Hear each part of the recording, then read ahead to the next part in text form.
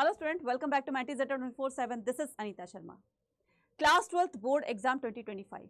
I know that बहुत सारे बच्चे आप में से ऐसे होंगे जिन्होंने अपने स्टार्टिंग के 2 से 3 महीने वेस्ट कर दिए हैं और अभी तक अपनी बोर्ड एग्जाम के प्रिपरेशन के लिए सोचा तक नहीं है। हाँ, ये जरूर सोचा होगा कि अभी हमारे फाइनल एग्जाम के अंदर बहुत टाइम है तो हम बाद में पढ़ना स्टार्ट करेंगे जब हमारे एग्जाम पास आ जाएंगे। बहुत गलत सोच रहे हो, ऐसे आपको बिल्कुल नहीं सोच रहा है। क्यों? क्योंकि अभी आपके पास सिर्फ 3 महीने हैं, लिमिटेड टाइम है। इन 3 मंथ्स के अंदर आपको अपने बोर्ड एग्जाम की प्रिपरेशन इस लेवल तक करनी है ताकि आप अपने बोर्ड एग्जाम में अच्छा स्कोर कर सको। टाइम वेस्ट हो गया, देखो उसको तो हम वापस नहीं ला सकते, लेकिन अभी हमारे पास जो लिमिटेड टाइम है हम उसको अच्छे से यूटिलाइज करके अपनी बोर्ड एग्जाम की प्रिपरेशन को कर सकते हैं अच्छा। लेकिन कैसे? क्वेश्चन आता है कैसे। ठीक है, अब मैंने सबसे पहले आप ये समझिए कि मैंने आपको ये 3 मंथ्स का जो एक लिमिटेड टाइम बताया, क्यों बताया है? क्योंकि अक्टूबर नवंबर में जो है वो फेस्टिवल स्टार्ट हो जाते हैं, तो आप अपनी स्टडी पर इतना फोकस नहीं कर पाओगे जितना कि अभी इस टाइम में कर पाओगे। ठीक है, सो बाद में जो टाइम बचेगा, क्योंकि बाद में आपके फेस्टिवल्स भी आ जाएंगे, आपके जो प्री बोर्ड एग्जाम्स होते हैं, देन आपके प्रैक्टिकल्स एग्जाम होते हैं, तो उस टाइम में हम अपने ये जो हमने इस टाइम में पढ़ा है 3 मंथ्स के अंदर, उसको हम बाद में रिवीजन के लिए रखेंगे, है ना। तो तब उतना टाइम नहीं मिलेगा कि हम हर चैप्टर के हर टॉपिक को डेप्थ में स्टडी कर सकें, उतना टाइम नहीं मिलेगा। तो जो हम इस टाइम में पढ़ेंगे ना, उसी को ही हम रिवाइज करेंगे उस टाइम में जब हमारे साथ ये सारी चीज़ें चल रही होंगी, फेस्टिवल्स चल रहे होंगे बीच में। ठीक है, आपके कोई भी फैमिली फंक्शंस होते हैं तो आपको पता है कि शादी वादी का भी टाइम होता है उस टाइम में। ठीक है, फंक्शंस अटेंड करने जा रहे हैं, तो इससे आपकी स्टडी बहुत ज़्यादा डिस्टर्ब्ड होगी, है ना। तो आप उस डिस्टर्ब्ड वाले एरिया को हम क्या करेंगे, ठीक है, वो भी फंक्शंस वगैरह अटेंड करना जरूरी होता है, फेस्टिवल्स भी सेलिब्रेट करना जरूरी होता है, लेकिन उस टाइम में जितना टाइम हमारे पास रहेगा तो हम उस पर अपना रिवीजन के लिए टाइम निकालेंगे। और ये जो आपके 3 मंथ्स है, ये हम अपनी स्टडी पर फोकस करेंगे पूरी तरीके से, पूरी डेडिकेशन के साथ में। तब जाकर आप अपने बोर्ड एग्जाम की प्रिपरेशन को बहुत अच्छा कर सकते हैं और बहुत अच्छा स्कोर ला सकते हैं।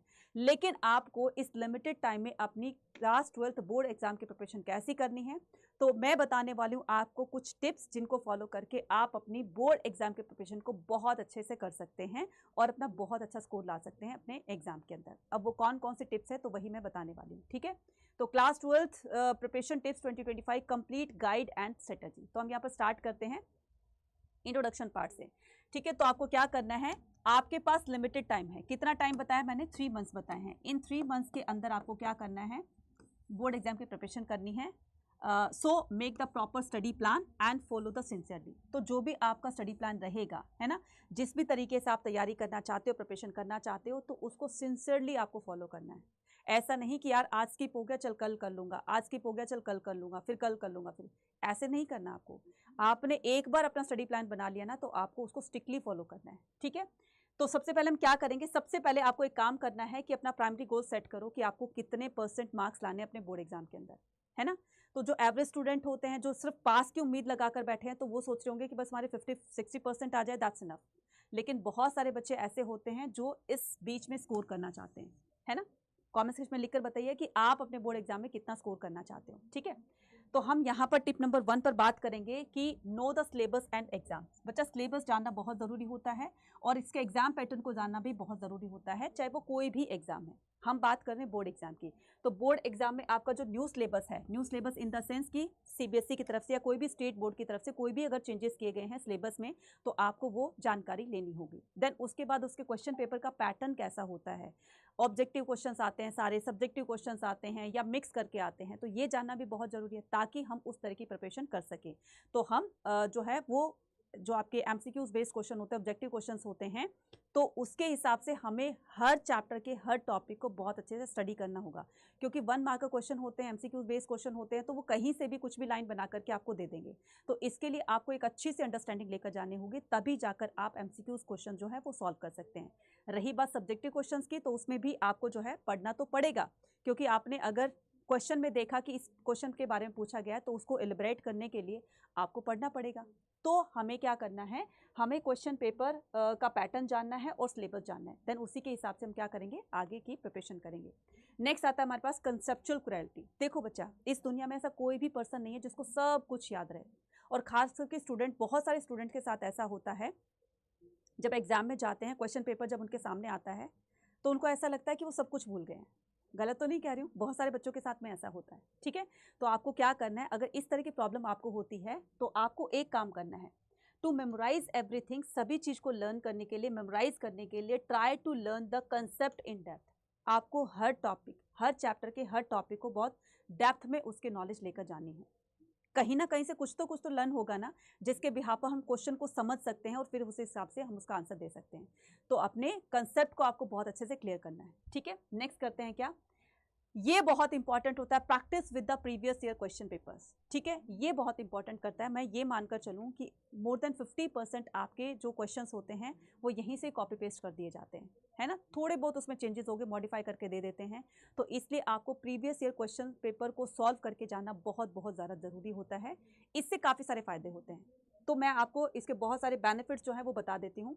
नंबर 1, इससे आपको पता चल जाएगा कि किस चैप्टर से ज़्यादा, किस टॉपिक से ज़्यादा क्वेश्चंस पूछे गए हैं, है ना। चाहे वो आपके ऑब्जेक्टिव क्वेश्चंस हैं, चाहे वो सब्जेक्टिव क्वेश्चन पर, तो हम उसको फोकस ज़्यादा करेंगे रादर देन जो कि बहुत ही कम पूछे जाते हैं, 1 या 2 नंबर के पूछे जाते हैं। तो हम उनको वैसे ही रीड कर लेंगे। रीड करने से पता चल जाएगा कि ज़्यादा इंपॉर्टेंट नहीं है, क्योंकि 1 या 2 नंबर के आने हैं। लेकिन जहाँ से आपके 10 मार्क्स के, 20 मार्क्स के क्वेश्चन जिस टॉपिक से आ रहे हैं उस पर हम ज़्यादा फोकस करना है, सो दैट हम ज़्यादा से ज़्यादा अपना स्कोर कर सकें, ठीक है। नेक्स्ट आता है स्टे ऑर्गेनाइज्ड, ठीक है। Stay organise, need to create a study plan for increase the productivity. अगर आप अच्छे मार्क्स लेना चाहते हैं, ठीक है, अगर आप अपने मतलब चाहे वो कोई भी एग्जाम है उसमें अच्छा स्कोर करना चाहते हैं, अच्छी परसेंटेज लाना चाहते हैं, तो बच्चे आपको एक प्रॉपर स्टडी प्लान बनाना होगा। मैं ये तो नहीं कह रही हूँ कि आप जो है वो पूरा का पूरा वो कीजिए कि मेरे अकॉर्डिंग ही जो मैं टाइम टेबल बता रही हूँ आप उसको फॉलो करके रखिए। सभी का अपना अपना टाइम टेबल होता है, लेकिन आपको जो भी टाइम टेबल बनाना है उसको पहले बनाइए, है ना। देन उसके बाद उसको सिंसियरली और स्ट्रिक्टली फॉलो कीजिए कि हर हाल में मुझे जो मैंने टारगेट सेट किया था उसको हर हाल में मुझे कवर करना है रात को सोने से पहले पहले, ठीक है।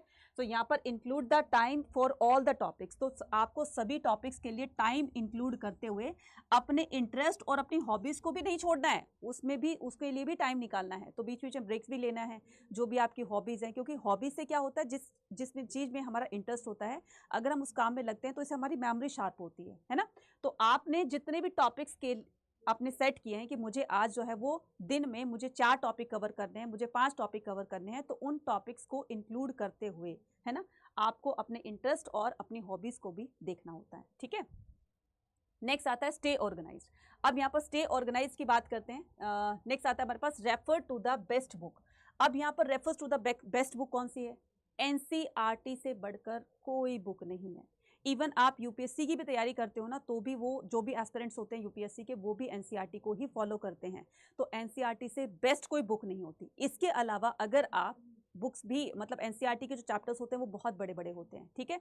सो अगर आप एनसीईआरटी के बड़े बड़े चैप्टर्स को लर्न नहीं कर सकते हो, अगर आप उसको कंसाइज वे में पाना चाहते हो, तो आप अड्डा 24/7 की एप्लीकेशन पर जाकर वहाँ पर एनसीईआरटी का ही शॉर्ट वर्जन है, वहाँ से जाकर आप बुक परचेज कर सकते हो। बहुत ही कम प्राइस पर इसको जो है स्टूडेंट के लिए बनाया गया है, जिसमें कंसेप्ट क्लियरिटी के साथ साथ में आपके माइंड मैप्स भी दिए होंगे और क्वेश्चंस प्रैक्टिस भी दिए होंगे, है ना। तो आप वहाँ पर जाकर उसको परचेज कर सकते हो और अच्छी से अच्छी अपनी जो है वो प्रिपरेशन करके जा सकते हैं, ठीक है।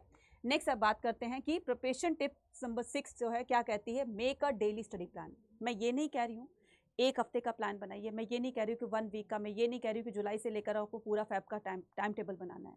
सिर्फ क्या करना है, आपको डेली का टाइम टेबल बनाना है। सुबह आप टाइम टेबल फिक्स कर लीजिए कि मुझे जो है इतने से इतने बजे तक मुझे ये सब्जेक्ट पढ़ना है, इतने से इतने बजे तक मुझे ये सब्जेक्ट पढ़ना है, और सबका टाइम फिक्स कर दीजिए, है ना। सबका टाइम आप फिक्स कर दीजिए कि मुझे सुबह, अगर आप स्कूल जा रहे हो तो सुबह 8 बजे चले जाते हो, फिर दोपहर में 2 बजे आते हो, है ना। देन उसके बाद थोड़ा बहुत रेस्ट भी करना होता है।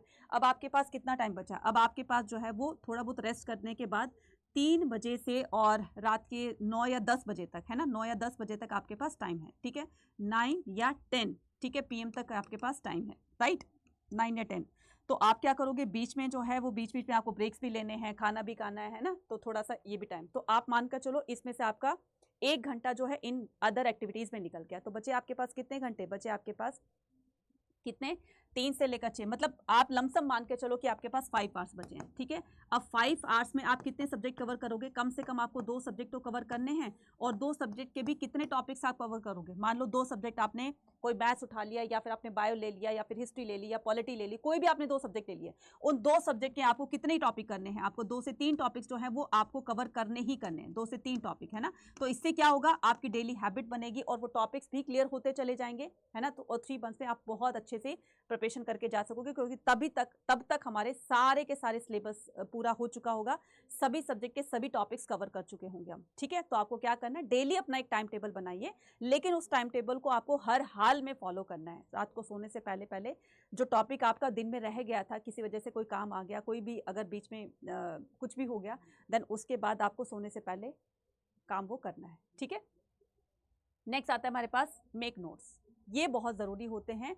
You should write the studied topic in your own language. देखो बच्चा, सभी की अपनी अपनी राइटिंग होती है, राइटिंग होती है ना। मैं ये नहीं कह रही हूँ कि मेरे बनाए हुए नोट्स आप जो है उसको फॉलो कीजिए, या ये कीजिए वो कीजिए, है ना। आपके अपने फ्रेंड्स के ले लीजिए, या कोचिंग सेंटर से ले लीजिए, मैं ये नहीं कह रही हूँ।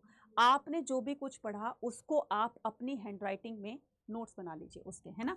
आपने जो भी टॉपिक आपने पढ़ा, ठीक है। अब और तो कोई देखा कि हमें उसको म्यूजियम में थोड़ी ना लगाना है, ठीक है, या उसको किसी बहुत हाई अथॉरिटी को थोड़ी ना देना है, वो हमारे पास ही रहेंगे, हम जैसे मर्जी लिखें। तो आपको क्या करना है, शॉर्ट नोट्स बनाने हैं, ठीक है। शॉर्ट नोट्स बनाए, जो भी आपने टॉपिक, आप मैंने कहा ना कि 2 से 3 टॉपिक आपने कवर किए, जो भी आपने उन टॉपिक्स के अंदर पढ़ा, तो उसको बहुत ही शॉर्ट वे में आप ये लिख लीजिए। एक मेन हेडिंग डाली, फ्लो चार्ट के थ्रू भी आप बना सकते हो। आपने मेन टॉपिक डाल लिया, उससे रिलेटेड आपने 2 से 3 इन्फॉर्मेशन यहाँ कर दी, ठीक है। फिर उसके बाद इस तरीके से कर दी। तो नोट्स बनाने के बहुत सारे तरीके होते हैं, लेकिन आपको ट्राई करना है छोटे से छोटे नोट्स बनाने की। जितना आप कंसाइज वे में नोट्स बना सकते हो, उतना कंसाइज वे में बनाइए, ठीक है। तो इस तरीके से आपको नोट्स बनाने हैं, क्योंकि यही नोट्स आपके रिवीजन के टाइम आपके काम आएंगे, ठीक है। नेक्स्ट आता है हमारे पास take a proper diet and sleep. ये भी बहुत ज़रूरी है, क्योंकि जब आपकी नींद पूरी नहीं होगी तो शरीर जो है, हमारी बॉडी जो है वो थोड़ी सी टायर्डी सी लगेगी, है ना। थोड़ा सा थका थका सा महसूस होगा, और हमारा किसी काम में मन भी नहीं लगेगा। अगर आप भूखे पेट पढ़ते रहते हो, ठीक है, अभी खाना नहीं खाना, मम्मी बोलती रहती है, मम्मी अभी नहीं खाना, मैं पढ़ रहा हूँ ये करके, ये बिल्कुल मत कीजिएगा, है ना। प्रॉपर टाइम पर एक टाइम टेबल बना दिए, जिसमें आपका खाने का टाइम भी जिसमें जो है बनाया हो, और साथ में सोने का टाइम भी बनाया हो, ठीक है। तो रेस्ट का टाइम भी, रेस्ट करना भी जरूरी है, और खाना भी बहुत जरूरी है ना। तो आपको क्या करना है, इन दोनों को भी अपने स्टडी प्लान के अंदर, इन दोनों को भी इंक्लूड करते हुए अपना स्टडी टाइम टेबल बनाना है, जिसके बिहाफ पर आप अपनी प्रिपरेशन को स्टार्ट करेंगे, ठीक है। Do not study late night. हाँ, ये काम ज़रूर करना है कि आपको लेट नाइट तक नहीं पढ़ना है, और ना ही बहुत लंबे टाइम तक कि 5 से 6 घंटे एक ही जगह पर बैठकर आप जो है पढ़ते जा रहे हैं, है ना। तो ना ही आपको जो है लेट नाइट तक पढ़ना है फॉर अ लॉन्ग आवर्स, ना ही आपको बहुत लंबे टाइम तक पढ़ना है। Take a short break to feel fresh. तो बीच बीच में थोड़े से ब्रेक्स ले लेने हैं, ताकि आप थोड़ा सा फ्रेश फील कर सको, है ना। नेक्स्ट आता है हमारे पास क्या, नेक्स्ट आता है preparation tips number 9, stay away from the distraction. ये बहुत ज़रूरी है, ठीक है। अब आप पढ़ रहे हो, साथ में आपका फ़ोन रखा हुआ है, लैपटॉप रखा हुआ है, उसमें क्या है, फ़ोन की अगर मैं बात करूँ, है ना, फ़ोन तो सभी के पास होता है। देन अगर उसके पास कोई उसके मतलब पढ़ते टाइम में कोई मैसेज आता है, टन की सी आवाज़ आती है, देन उसका आप डिस्ट्रैक्ट हो जाते हो। तो जो फोकस आप कर रहे थे अपनी स्टडी पर, जो भी टॉपिक आप पढ़ रहे थे उसको समझने की कोशिश कर रहे थे, डिस्ट्रैक्शन की वजह से फिर आप वो क्या करोगे, कहीं ना कहीं जब वो बेल बजेगी, है ना, तो आप उसको ओपन करोगे, मैसेज देखोगे, यार किसका मैसेज आया, तो कहीं ना कहीं वो टाइम वेस्ट हुआ। और ये साइंटिफिक तरीके से भी रिसर्च करके पता लगाया गया है कि किसी भी काम में हमें दोबारा अगर फोकस करना है, तो उसमें हमें 1 घंटे 15 मिनट का टाइम चाहिए होता है रीफोकस करने के लिए। तो सबसे पहले आपको क्या करना है, अपने फ़ोन्स को, जो भी आपके डिस्ट्रक्शन होती हैं, मम्मी बार बार बोलती हैं कि बच्चे ये कर लो वो कर लो, मम्मी पापा को भी बोल दो, भाई बहन को भी बोल दो कि भाई मुझे थोड़ी देर के लिए डिस्टर्ब ना करें, क्योंकि मैं पढ़ाई कर रहा हूँ। और फ़ोन वगैरह तो कुछ सबसे दूर रखिए, है ना, दूसरे कमरे में ले जाकर रखिए, ताकि आपको उसकी आवाज़ तक ना सुनाई दे, है ना, या फिर साइलेंट मोड पर डाल दीजिए।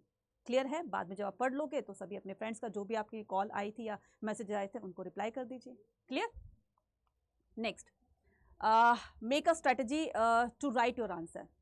पढ़ते जाते हो, लिखने की आपकी आदत नहीं है, हैबिट नहीं पड़ी, बाद में प्रॉब्लम फेस करनी पड़ेगी आपको एग्जाम्स के अंदर। जब आप सब्जेक्टिव क्वेश्चंस लिखते हो तो उसमें आपकी हैंडराइटिंग भी सही होनी चाहिए, ताकि एग्जामिनर को समझ में आ जाए, साथ में स्पीड भी होनी चाहिए, है ना। तो इसके लिए क्या करोगे, जब आप नोट्स बना रहे होते हैं ना, तो नोट्स के देखो ये भी फ़ायदा होता है कि आपकी हैंडराइटिंग भी थोड़ी सही हो जाती है, साथ साथ में आपकी स्पीड भी बढ़ जाएगी, और रिविज़न के टाइम वो नोट्स काम आएंगे, वो तो अलग ही आएंगे, है ना। तो आपको क्या करना है, अपनी राइटिंग जो है वो आंसर्स को अपना लिखना स्टार्ट कीजिए। आपने एक दिन में अगर एक आंसर भी लिख दिया ना, आप लॉन्ग आंसर है ठीक है, या फिर शॉर्ट आंसर 2 से 3 लिख दिए, तो इससे आपकी राइटिंग स्पीड भी बढ़ेगी, हैंड राइटिंग भी अच्छी होगी और साथ साथ वही चीज़ें तो रिवीजन के काम आएंगी। ठीक है, नेक्स्ट अब बात करते हैं हम कि एरियाज ऑफ द फोकस। अब यहाँ पर हम बात करेंगे किसकी, आपको किन किन एरियाज पर फोकस करना है मोस्ट इंपॉर्टेंट टॉपिक पर, जो हमने प्रीवियस ईयर जब हमने क्वेश्चन पेपर जब हम कर रहे थे, सॉल्व कर रहे थे, तो उसे हम पता तो लग गया था, आइडिया तो लग गया था कि इस क्वेश्चन इस टॉपिक से ज़्यादा क्वेश्चन पूछे जा रहे हैं, तो आपको फोकस करना है मोस्ट इंपॉर्टेंट टॉपिक पर और मैप बेस्ड क्वेश्चन पर।